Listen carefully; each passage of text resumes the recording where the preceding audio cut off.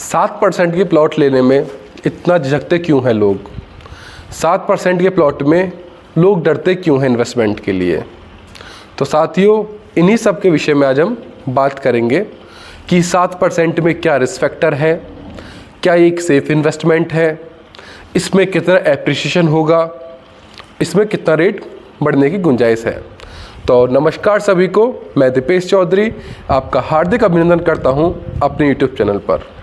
तो साथियों, मेरे पास बहुत फ़ोन्स, कॉल्स, मैसेजेस और कमेंट्स में भी बहुत सारे आते हैं, कमेंट बॉक्स में भी आते हैं कि भाई 7% का सबसे ज़्यादा जो एक क्वेश्चन पूछा जाता है कि 7% का 2-3 साल में क्या रेट हो जाएगा? क्या 7% के प्लॉट सेफ़ हैं लेने? क्या 7% भी एक अच्छी इन्वेस्टमेंट है? तो आज इन्हीं सभी टॉपिक को हम कवर करेंगे और आज हम 7% के ए से लेकर जेड तक हर चीज़ के बारे में जानेंगे कि एक 7% प्लॉट्स हैं क्या, मिलते कैसे हैं, क्यों यमुना में इनकी डेवलपमेंट इतनी लेट हो रही है, या ये सेक्टर 25 में जो रजिस्टर्ड प्लॉट है और यहाँ पर जो नॉन रजिस्टर्ड प्लॉट है इनमें क्या डिफरेंस है, रेट्स में क्या अंतर है, रेट्स में क्या गुंजाइश है बढ़ने में, क्या रिस्क है, क्या जीपीए जो जिसके थ्रू ये मिलते हैं जीपीए बिल क्या वैलिड है वो नहीं, इन्हीं सब बारे में आज हम बात करेंगे। तो जिन भाइयों ने अभी तक मेरा चैनल सब्सक्राइब नहीं किया है उनसे हाथ जोड़ के गुजारिश है कि एक बार कृपया मेरा चैनल सब्सक्राइब कर लें, इससे मेरी वीडियो सबसे पहले आपके पास पहुंचेगी। तो साथियों, बात करते हैं 7% के बारे में। 7% एक वो प्लॉट है जो कि अथॉरिटी द्वारा, प्राधिकरण द्वारा किसानों को दिए जाते हैं। अब मान के चलिए अथॉरिटी यहाँ पर आई, पहले यहाँ पर लोग नॉर्मली अपने गांव बस्ती में रह रहे थे, अपनी ज़मीन पर खेती वगैरह कर रहे थे, कृषि ही उनका मुख्य व्यवसाय था करने के लिए। अब अथॉरिटी आई, उन्होंने किसान से उनके खेत मांगे कि हमें खेत चाहिए, यहाँ से हम आपका एयरपोर्ट बना रहे हैं, यहाँ से हम एक्सप्रेस वे निकाल रहे हैं, तो यहाँ पर हम प्लॉट काट के दे रहे हैं। कुछ किसानों को ज़रूरत थी तो उन्होंने अपने प्लॉट सेल कर दिए। अब जिनको रुपयों की ज़रूरत नहीं थी तो उन्होंने मना किया। और कुछ किसान ऐसे भी थे जिन्होंने ये कहा कि भाई अगर हम आपको ज़मीन दे दें, आप हमें पैसे दे देंगे उसके बदले, ठीक है, तो पैसे तो हमारे 2, 4, 5, 7, 10 साल में ख़त्म हो जाएंगे, उसके बाद हमारे पास क्या व्यवसाय रहेगा, हम कैसे अपना पेट पालेंगे। तो इसीलिए अथॉरिटी ने एक प्रावधान निकाला कि हम आपको मुआवजा तो देंगे, साथ में हम आपको इसके अतिरिक्त प्लॉट काट कर देंगे। उस ज़मीन का जितनी आपकी ज़मीन जाएगी उसके एवज में हम आपको प्लॉट डेवलप करके देंगे, जिसमें आप कमर्शियल एक्टिविटीज़ कर सकते हो। कमर्शियल एक्टिविटीज़ ए से लेकर जेड तक, यहाँ पर कोई वो नहीं कि ऑफिस वगैरह, आप मार्केट खोल सकते हो, आप प्रॉपर पीजी बना सकते हो, आप ऑफिस वगैरह, आप रेंट, मतलब एवरीथिंग जो भी कमर्शियल में एक्टिविटीज़ होती हैं आप वो यहाँ पर सब कुछ कर सकते हो। और ये अलग अलग प्रावधान है। नोएडा में 5% के रूप में प्लॉट काट कर दिए, यहाँ पर ये ग्रेटर नोएडा में 6% के प्लॉट काट कर दिए, और यमुना में ये प्लॉट 7% दिए हैं। बीच में सुनने में आया था कि अथॉरिटी ने 7% की जगह 10% प्लॉट बढ़ा दिए हैं, लेकिन अभी फिर से एक फैसला आया है कि अभी सिर्फ 7% ही प्लॉट मिलेंगे और जो बाकी का 3% का बचा हुआ है वो अथॉरिटी बाद में देगी। तो अभी सिर्फ 7% ही प्लॉट मिल रहे हैं, ठीक है। ये किसके रूप में मिलते हैं, मतलब कैसे मिलते हैं? जिसकी जितनी ज़मीन जाती है उसके वर्ग मीटर में, जैसे कि उस किसी की 1000 मीटर की ज़मीन गई, किसी की 1500, किसी की 2000, किसी की 5000 मीटर ज़मीन गई, तो उसका जो 7% बैठेगा वो अथॉरिटी प्लॉट के रूप में डेवलप करके देती है, ठीक है। दूसरी बात कि क्या ये लीज होल्ड होते हैं, फ्री होल्ड होते हैं? जी, ये लीज होल्ड प्लॉट होते हैं। किसानों को बेशक मिलते हैं लेकिन काट कर इन्हें अथॉरिटी देती है। अथॉरिटी इनकी डेवलप करती है, अथॉरिटी इनको नियमित करती है। सब काम यहाँ पर रोड वगैरह, सीवर वगैरह सब कुछ अथॉरिटी ही करेगी और अथॉरिटी की यहाँ पर रूल रेगुलेशन चलेंगे। ऐसा नहीं है कि 7% प्लॉट आप ले लो, आप अपने मन मुताबिक बनाओ, नहीं, आप अपने मन मुताबिक नहीं बना सकते। इसमें भी आपको अपना मैप सैंक्शन करा के, ड्राइंग कर पास करा के अथॉरिटी से आप इसे तभी बना पाएंगे, ठीक है।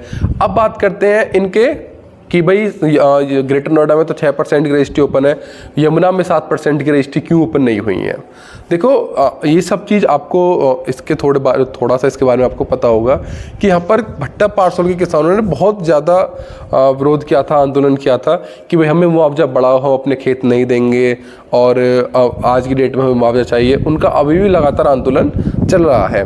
तो इस वजह से अथॉरिटी ने 7% के प्लॉट अभी किसी को भी उसको नहीं दिए हैं। सिर्फ सेक्टर 25 में 7% के प्लॉट मिले हैं जिनकी रजिस्ट्री अब ओपन हो चुकी है।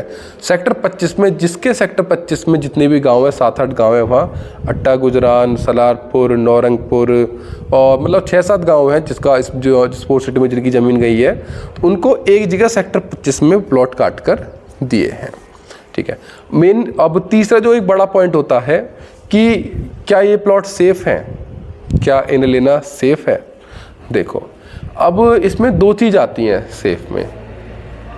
पहली चीज़ है कि रजिस्टर्ड प्लॉट है, दूसरी चीज़ है नॉन रजिस्टर्ड प्लॉट है।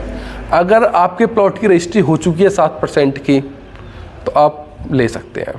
सेक्टर 25 में 7% रजिस्ट्री ओपन है, आप 7% का 120 मीटर, 150 मीटर, 200 मीटर, 300 मीटर जितना भी आप प्लॉट साइज़ लेना चाहते हैं आप नॉर्मली ले सकते हैं। ठीक है, सेक्टर 18, सेक्टर 20, सेक्टर 17, सेक्टर 28, 29 जितने भी इधर सेक्टर हैं, इधर अभी अथॉरिटी ने काम 7% में नहीं किया है। तो फिर ये प्लॉट हम कैसे लेंगे? ये प्लॉट लेंगे आप एग्रीमेंट टू सेल पर। 3 चीज़ होती हैं, एग्रीमेंट टू सेल, विल और जीपीए। ठीक है, फिर बीच में एक क्वेश्चन निकलता है कि क्या जीपीए वैलिड है? जी नहीं, यमुना में जीपीए वैलिड नहीं है। तो फिर जीपीए क्यों करते हैं जब यमुना में जीपीए वैलिड नहीं है?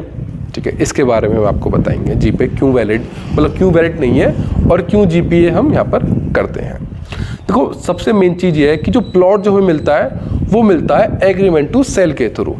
जब आप 7% का कोई प्लॉट लेने आएंगे तो आपका और किसान का एक एग्रीमेंट बनेगा जिसमें आप जो उसे वाइट वैल्यू देंगे वो वाइट वैल्यू मेंशन होगी और रजिस्ट्रार ऑफिस में वो 7% स्टैम्प ड्यूटी के साथ रजिस्टर्ड होकर आएगा। साथ ही आपकी जीपीए और आपकी विल मतलब वसीयत। कि विल क्यों होती है सर?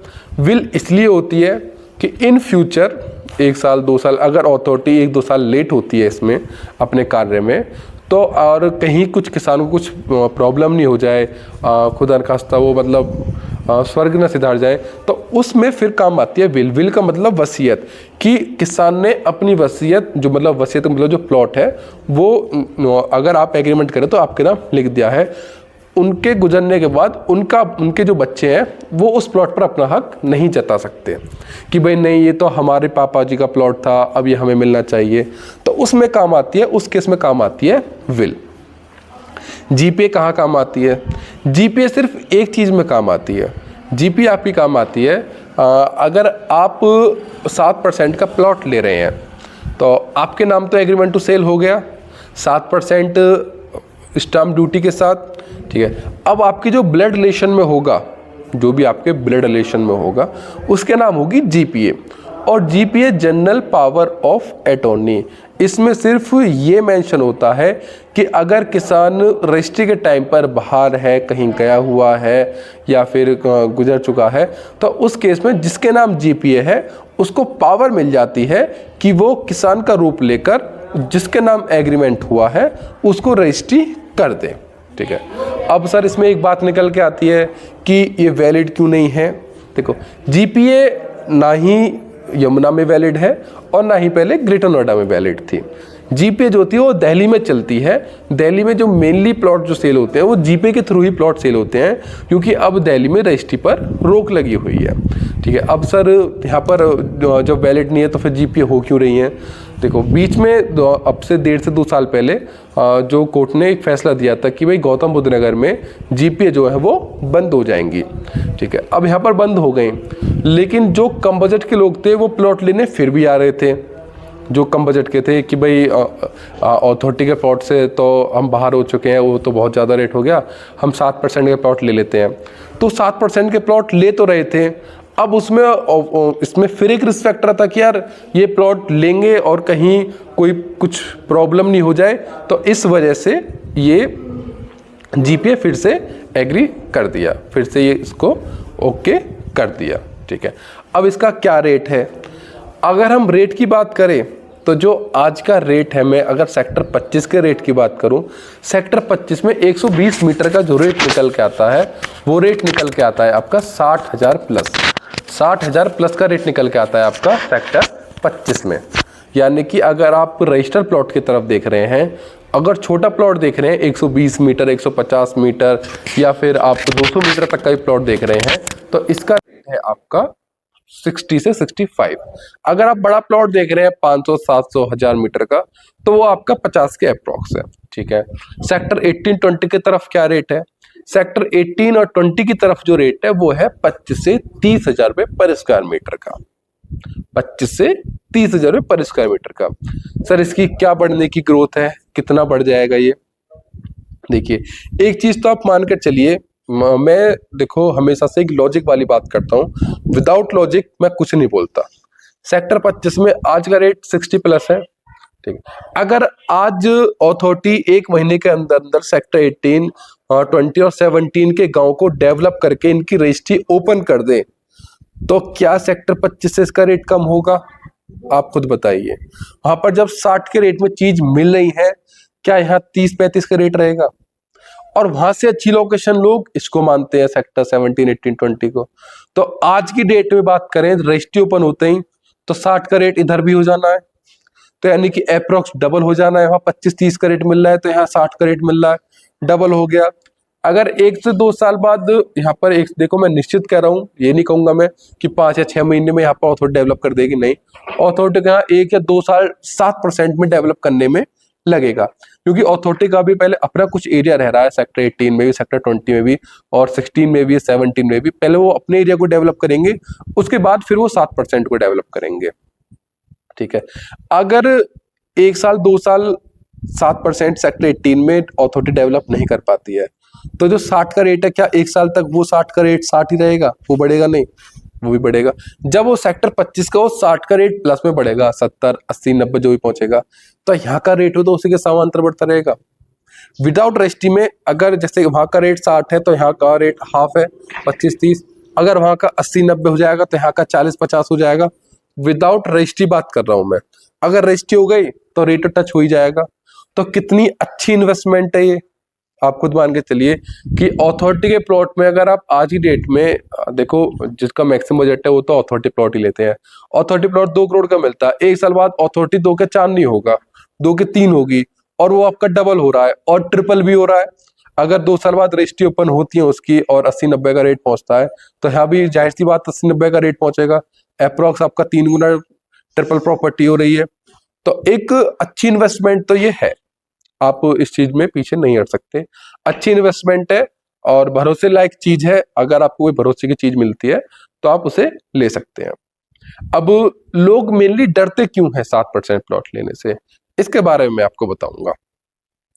पहले क्या होता था, ग्रेटर नोएडा में जो एग्रीमेंट होते थे स्टार्टिंग, वो 100 रुपए के स्टैंप पर एग्रीमेंट होते थे। तो एक किसान बहुत साधारण बहुत शरीफ होता है, किसान की कहीं भी कोई गलती नहीं होती है। उससे जो गलत करवाते हैं वो बीच के लोग करवाते हैं, मतलब हम जैसे लोग ही करवाते हैं कि भाई एक प्लॉट है 120 मीटर का, एक एग्रीमेंट कर दिया, फिर दूसरा एग्रीमेंट कर दिया, तीसरा एग्रीमेंट कर दिया।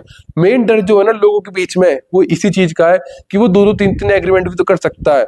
हो सकता है कि वो हमें चलो आज चलो उसने 2 एग्रीमेंट नहीं करे, उसने हमसे एग्रीमेंट करा, कल वो एग्रीमेंट को नाट गया कि भाई नहीं मैं प्लॉट नहीं दे रहा, उस केस में क्या होगा उसके बारे में आज बात करेंगे। तो पहले मैं बताता हूँ आपको ग्रेट नोएडा के बारे में जो मैं बात कर रहा था। तो हाँ 100 रुपए के एग्रीमेंट पर आपके प्लॉट जो है एग्रीमेंट हुए थे। अब इसमें प्रॉब्लम बहुत आई थी, लोगों के मन में बहुत दहशत हो गई, डर हो गई कि नहीं यार 6% के 7% के प्लॉट सेफ नहीं है और इनमें तो प्रॉब्लम हो जाती है। तो अथॉरिटी जो है ना वो बेशक अपने काम में पीछे है, लेकिन वो इन चीजें बहुत एक्टिव है। वो अपनी जितनी पिछली गलती होती है ना उनको सुधारती हुई चलती है। जैसे कि नोएडा में मिनिमम रोड वहां पर 6 मीटर 7 मीटर की दी, ग्रेटर नोएडा में 9 मीटर की दी, यहाँ उन्होंने 12 मीटर की दी, क्योंकि नोएडा जितना कंजस्टेड हो गया अब ग्रेटर नोएडा हो रहा है, वहां पे रोड कम पड़ी है। तो यमुना में वो गलती नहीं करी इन्होंने, ओपन एरिया यमुना में इन्होंने, नोएडा में कम, ग्रेटर नोएडा में थोड़ा सा ज्यादा, यमुना में और ज्यादा एरिया रखा। तो इसी चीज से इन्होंने सीखा कि यार किसान तो अपना प्लॉट बेचेगा ही, क्योंकि उसको पैसों की जरूरत होगी, हम उसे कितना माने कर ले अपना प्लॉट बेचे हुआ बिना नहीं मानेगा, फिर कोई तीसरा रास्ता अपनाएगा उसमें प्रॉब्लम होगी। तो इसी चीज से अथॉरिटी ने सीखा, अथॉरिटी ने अब ऑनलाइन साइट 7% के लिए यूज कर ली, यानी कि इस्तेमाल कर दी। यानी कि अब जो आपका एग्रीमेंट होगा वो with in 15 days Yamuna authority की ऑनलाइन साइट पर चढ़ जाएगा। एक सर्च रिपोर्ट होती है, जब आप एग्रीमेंट किसी प्लॉट का करने जा रहे हैं तो उससे एक दिन पहले सब रजिस्ट्रार में बीटा सेकंड में निकलती है सर्च रिपोर्ट, उसमें वो सर्च रिपोर्ट आप निकलवा लीजिए। 2000 रुपये में सर्च रिपोर्ट निकलती है वो, उसमें पूरा मेंशन आ जाता है कि क्या इसने एग्रीमेंट किया या नहीं किया। फिर जिस दिन आपने एग्रीमेंट कर दिया उसके फिर 15 दिन बाद एक सर्च रिपोर्ट निकलवाना, उसमें आपका नाम मेंशन होगा कि इस किसान ने इस प्लॉट का, इस गांव का, इस बंदे को इतने मीटर प्लॉट का एग्रीमेंट किया है।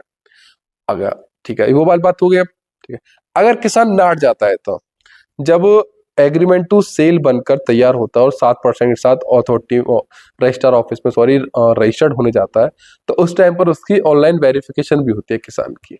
किसान को ना चाहते हुए भी वो प्लॉट आपको ही देना पड़ेगा।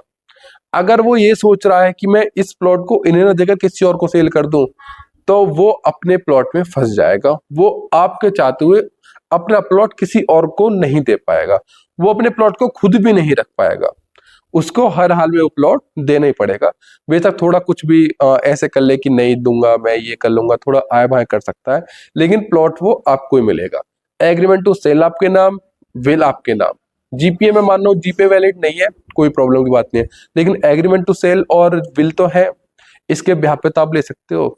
एक कम इन्वेस्टमेंट में एक बहुत अच्छा एप्रिसिएशन आपको 7% दे सकता है। ठीक है, अब ये तो हमने बात कर ली इन्वेस्टमेंट के बारे में कि इन्वेस्टमेंट दे दिया। अब रेंटल इनकम, अगर इंस्टीट्यूशनल के पास ये आपका लैंड हो, ये आपका किसी अच्छे रजिस्टर के पास हो, तो वहां एक अच्छी मार्केट बन सकती है। इंस्टीट्यूशनल के पास एक अच्छा आपको पीजी बना के आप रेंटली छोड़ सकते हो, आप वहां वेयर हाउसेस बना सकते हो, तो एक रेंटल इनकम भी आपकी बहुत अच्छी जनरेट होगी। इससे रेट तो आपका बढ़ता ही रहेगा, रेंटल इनकम भी आपके साथ साथ बढ़ती रहेगी। तो 7% एक बहुत अच्छा ऑप्शन है इन्वेस्टमेंट के लिए। अगर आप प्लान कर रहे हैं तो आप हमें कॉल कर सकते हैं।